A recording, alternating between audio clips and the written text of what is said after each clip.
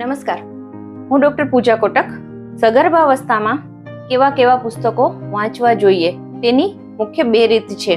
વ્યક્તિ પોતે કેવા ગુણો ધરાવે છે તેને અનુસરીને તે પુસ્તકોનું ચયન કરે.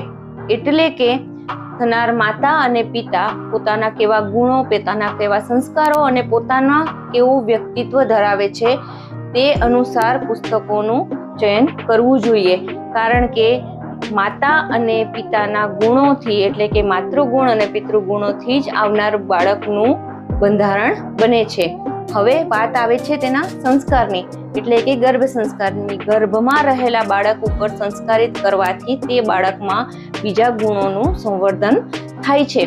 તો બીજી રીત છે કે તમે તમારા બાળક માટે શું વિચાર કરો છો કે તે બાળક કેવા ગુણો લઈને જન્મે, તો તે ગુણોને અનુરૂપ તેના વ્યક્તિત્વનો વિચાર કરીને, સ્વહિતનો વિચાર છોડી રાષ્ટ્રહિતનો વિચાર કરીને તમારે તેવા પુસ્તકોનું ચયન કરવું જોઈએ જે તમારા ગુણોને પણ અનુરૂપ હોય અને તમે તમારા આવનારા બાળકનામાં પણ એ ગુણોને જોવા માંગતા હો.